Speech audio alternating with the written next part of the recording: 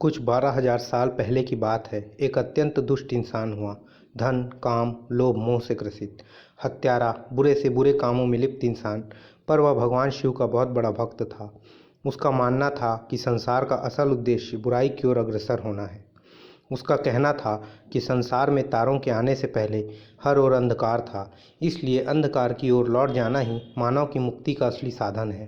अंधकार, कालेपन और बुराई से प्रेम के कारण इसे शास्त्रों में तमसासुर के नाम से जाना गया। उसे भय था कि उसकी मृत्यु के बाद उसका यह विश्वास उसका पूरे संसार को बुराई और कालेपन की ओर ले जाने का सपना भी मर जाएगा। उसने भगवान शिव को प्रसन्न करने के लिए घोर तप किया। घोर अंधकार में जहाँ वह तपस्या करता, उस जगह को भी अंधकार और बुराई के प्रति काले कपड़े से ढक देता था। और एक दिन भगवान शिव आखिरकार प्रकट हुए और तमसासुर ने कुछ ऐसा अजीबोगरीब वरदान मांगा जिसका दंश आज भी संसार झेल रहा है। उसने वरदान मांगा, जो भी उसकी मृत्यु का कारण बने, उसकी हत्या करे, उसके जैसा बन जाए, और यह वरदान भी उसी व्यक्ति में समाहित हो जाए। बस फिर क्या था, उसके अत्याचारों से सारा संसार डोल गया। हाहाकार मच गई। हर ओर लूट और अंधकार का मंजर फैल गया। उसके अत्याचारों से संसार को छुटकारा दिलाने के लिए आखिरकार एक प्रसिद्ध राजा ने तमसासुर की हत्या कर दी। हुआ वही जिसका देवताओं को भी भय था। भगवान शिव के वरदान की कहीं किसी के पास काट नहीं थी। वह राजा अंधकार और बुराइयों का प्रेमी हो गया। यह क्रम चलता रहा और इस एक वरदान के दुष्परिणाम स्वरूप सतयुग से कलयुग तक का समाज बन गया, जो मूलतः द्वेष, बुराई और अंधकार को श्रेष्ठ मानने लगा। इस क्रम में एक के बाद एक हजारों आतताइयों का जन्म हो गया। इस क्रम को रोकना आवश्यक था।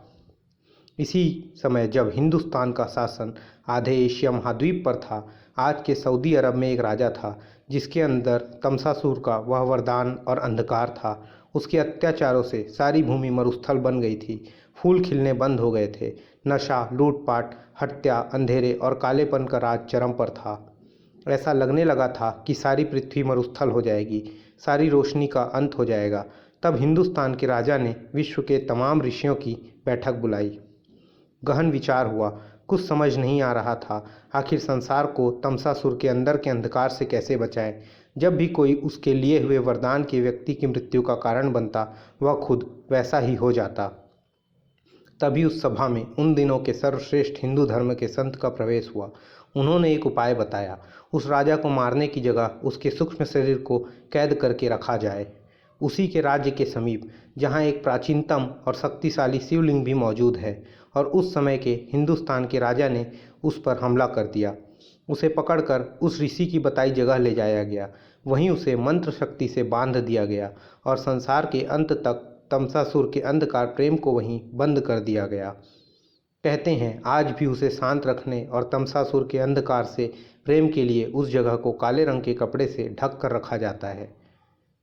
आज भी संसार की उत्पत्ति के प्रारंभ में उपस्थित तमस को प्रकाश से श्रेष्ठ मानने वाले मौजूद हैं, और तमसासुर का वरदान और उस राजा की आत्मा आज भी उस अंधकार में कैद है। वीडियो पे लाइक और कमेंट करें, और अगर आपने अब तक चैनल को सब्सक्राइब नहीं किया है तो चैनल को सब्सक्राइब करना ना भूलें।